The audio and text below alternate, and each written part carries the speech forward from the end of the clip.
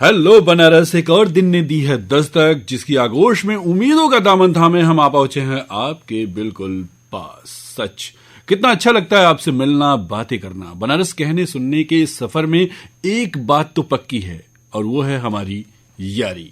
तो इस यारी के ईमान को सलाम, और सलाम इस जिंदगी को जो लाख दुश्वारियों को हराकर हमें जीना सिखाती है। तभी तो कहते हैं जिंदगी जिंदा दिली का नाम है, मुर्दा दिल क्या खाक जिया करते हैं। सच बनारस, 4 दिन के इस लाइफ में उलझने क्यों? हंसते मुस्कुराते अगर ये दिन कट जाए तो कैसा रहेगा? अच्छा ना?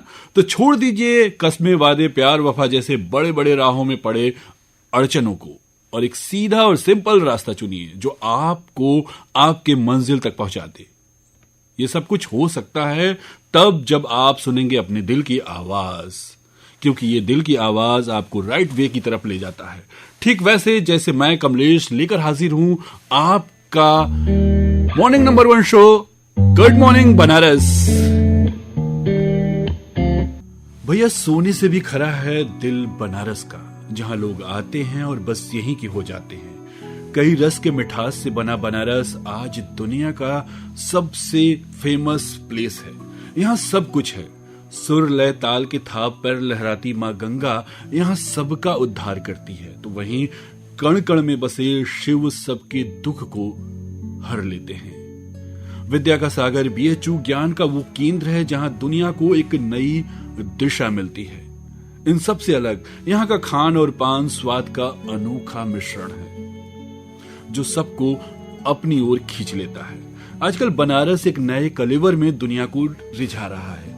गंगा पार लगी टेंट सिटी में ध्यान, आराम और आस्था का जो अद्भुत संगम देखने को मिल रहा है वो अनोखा है। सच बनारस, गंगा पार रेती पर बना टेंट सिटी का लग्जरियस हाउस दुनिया भर के सैलानियों से गुलजार है। सोचिए कैसा होगा नजारा, एकदम ख्वाब सा फील करेंगे आप। समंदर पार रेती पर बना कॉटेज, जहां रात की तन्हाइयों में खामोश गंगा की लहरें सुकून से बातें करेंगी। वहीं भोर में गंगा के इस पार मंदिर में जलते दिए शंख और घंटों की आवाज से लहरा जाएंगे, और फिर सुबह की ओस की आंचल में निकलती उजली किरण धीरे धीरे बनारस को दिव्य और भव्य कर देगा। और तो और कबीर का फक्कड़पन आप में एक नई ऊर्जा भर देगा। ऐसा अद्भुत नजारा देखना है तो आइए बनारस और लीजिए इस बनारसीपन का मजा। आपकी वाणी आकाशवाणी पर आप सुन रहे हैं morning number 1 show, good morning Banaras. आज डेट है 30 जनवरी और दिन है हर हर महादेव यानी सोमवार का। तो पलटते हैं इतिहास का पन्ना और देखते हैं आज यानी 30 जनवरी का दिन क्यों है खास।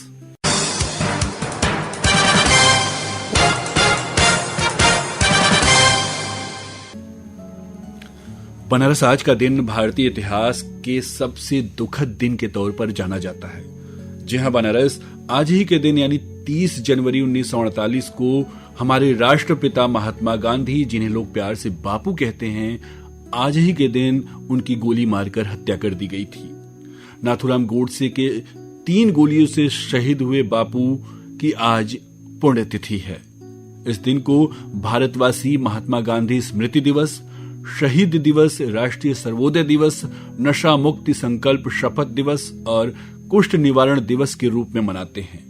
बनारस देश की आजादी और सर्वजन हिताय के लिए अपनी जान न्यौछावर करने वाले महात्मा गांधी आज हमारे बीच नहीं हैं, लेकिन उनके द्वारा बताया, सिखाया और पढ़ाया गया अहिंसा का पाठ न केवल भारत बल्कि पूरी दुनिया के लिए आज सबसे जरूरी बात है। तो आइए एक संकल्प ले कि बापू के बताए मार्ग पर चलकर पूरी दुनिया में सुख और शांति का वातावरण बनाएंगे। बनारस आज यानी 30 जनवरी 1968 को सरल भाषा और भावनाओं से ओतप्रोत हिंदी के अद्वितीय लेखक, संस्कृत के जानकार, राष्ट्रीय दैनिक कर्मवीर के संपादक, स्वतंत्रता आंदोलन के सक्रिय सदस्य माखनलाल चतुर्वेदी जी का आज ही के दिन निधन हुआ था। आप राष्ट्रीय कविता के पुरोधा और रहस्यमय प्रेम के सधे हुए साहित्यकार थे। बनारस आज ही के दिन 30 जनवरी 1889 को हिंदी नाट्य जगत और कथा साहित्य में विशेष स्थान रखने वाले भावना प्रधान कहानियों के मशहूर लेखक जयशंकर प्रसाद का जन्म वाराणसी में हुआ था। जानी मानी चित्रकार अमृता शेरगिल का जन्म आज ही के दिन 1913 में हुआ था। अमृता शेरगिल ने ऐसे यथार्थवादी चित्रों की रचना की थी जिनकी चर्चा पूरी दुनिया में आज भी होती है। आज ही के दिन 1910 में हरित क्रांति के पिता कहे जाने वाले चिदंबरम सुब्रमण्यम का जन्म हुआ था। बनारस ये रही 30 जनवरी के इतिहास की कुछ खास बातें। और अब करते हैं देश, दुनिया और शहर बनारस की बातें।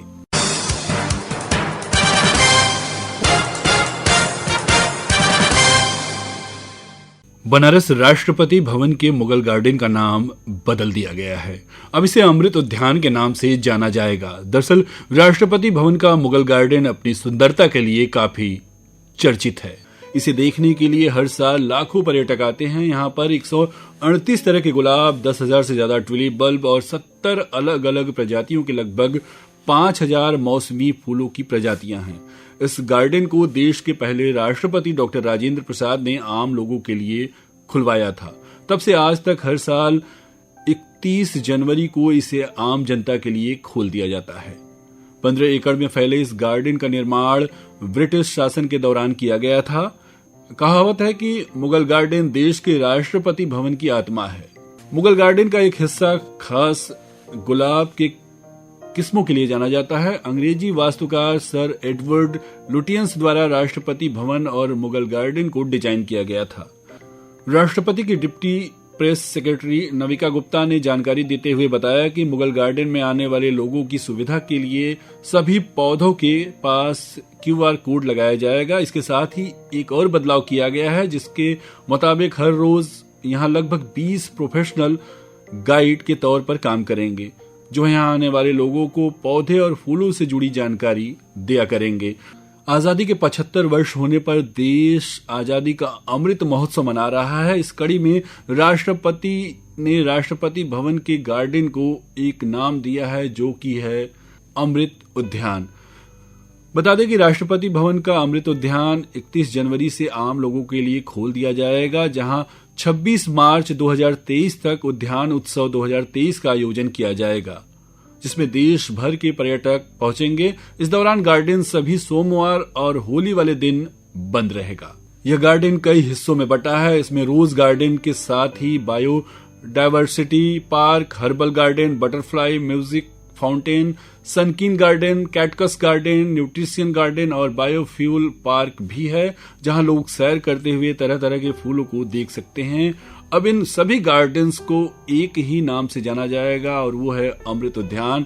यहाँ आपको ट्यूलिप, मोगरा, मोतिया, रजनीगंधा, बेला, रात की रानी, जूही, चंपा, चमेली जैसे ढेरों अलग अलग तरह के फूल देखने को मिल जाएंगे। और बनारस खेल की बात करें तो देश की अंडर 19 महिला क्रिकेट खिलाड़ियों ने देश का नाम रोशन करते हुए पहले world cup under 19 T20 world cup को जीत लिया है। फाइनल मुकाबले में भारतीय टीम ने इंग्लैंड को 7 विकेट से हरा दिया। पहले बल्लेबाजी करते हुए उतरी इंग्लैंड टीम महज 68 रनों पर ढेर हो गई। जवाब में टीम इंडिया की लड़कियों ने मात्र 3 विकेट खोकर ये लक्ष्य प्राप्त कर लिया। और बनारस ये हमारे लिए बहुत प्राउड की बात है। और फिल्म दंगल में एक डायलॉग है जो काफी फेमस है कि हमारी छोरियां छोरों से कम है क्या। तो सैल्यूट टीम इंडिया के उन सभी जाबाज खिलाड़ियों को जिन्होंने भारत का नाम रोशन किया है। और इस मौके पर देश के माननीय प्रधानमंत्री श्री नरेंद्र मोदी ने टीम को विशेष जीत के लिए बधाई देते हुए कहा कि उनकी सफलता कई उभरते खिलाड़ियों को प्रेरित करेगी। टीम को उनके भविष्य के प्रयासों के लिए शुभकामनाएं। तो भाई शुभकामनाएं हमारी भी तरफ से। और वहीं दूसरी उपलब्धि के बारे में आपको बता दें तो भारत और न्यूजीलैंड के बीच चल रहे T20 क्रिकेट मुकाबले में भारत ने दूसरे T20 मैच में न्यूजीलैंड को 6 विकेट से हरा दिया है। कम स्कोर का ये मैच काफी दिलचस्प था।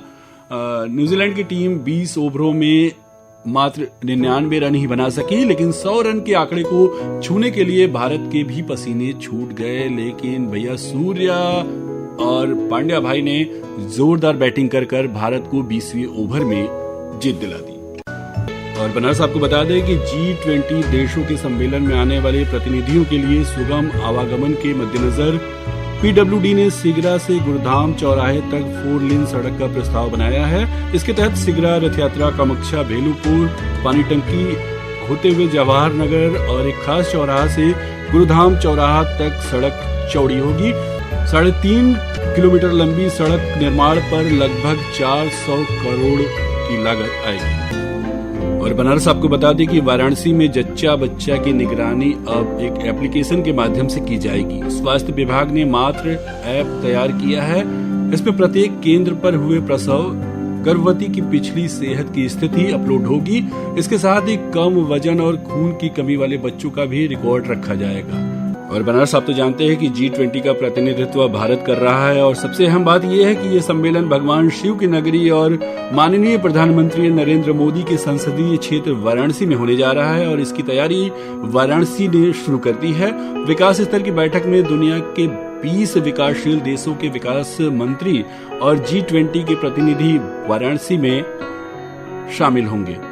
शहर का सौंदर्यीकरण होना शुरू हो चुका है। काशी के ऐतिहासिक घाटों का एक नए तरीके से कायाकल्प किया जा रहा है। G20 के आयोजन से काशी के पास एक स्वर्णिम अवसर है कि अपनी कला संस्कृति की छटा बिखेर सके। इसलिए मेट्रो शहर की तरह बनारस को चमकाया जाएगा। एयरपोर्ट से लेकर शहर आने वाली सड़कों, चौका घाट, रुद्राक्ष, रविदास पार्क की सड़कों को इसमें शामिल किया गया है। पर्यटकों की सुविधा के लिए प्रमुख स्थलों के आसपास थीम आधारित पेंटिंग भी कराई जा रही है। हाल ही में G20 के शिखर सम्मेलन में वाराणसी में प्रस्तावित आयोजनों की रूपरेखा 11 दिसंबर को तय की गई। विदेश मंत्री एस जयशंकर ने कहा कि काशी G20 बैठकों के लिए महत्वपूर्ण स्थानों में से एक है। काशी को लोग बाबा नगरी के नाम से जानते हैं। काशी में कई ऐसे मंदिर हैं जिसने देश की संस्कृति व सभ्यता को जोड़ने का काम किया है। ऐसे में G20 के आयोजन में काशी को मौका मिला है अपनी संस्कृति और सभ्यता को दुनिया के सामने प्रदर्शित करने का। तो ये रही देश, दुनिया और शहर बनारस की बातें तो बहुत हैं, लेकिन अब वक्त हो चला है कि हम आपसे ले विदा। चलते चलते बस इतना कहेंगे कि जीवन की हर समस्या ट्रैफिक की लाल बत्ती की तरह होती है। यदि हम थोड़ी देर प्रतीक्षा कर लें तो वो हरी हो जाती है। यानी बस थोड़ा सा धैर्य रखिए, प्रयास करें, समय जरूर बदलेगा। इसी उम्मीद और आशा के साथ आपका रेडियो दोस्त कमलेश आपको कहता है टाटा बाय बाय, और हाँ, दुआओं में याद रखिएगा। तो बनारस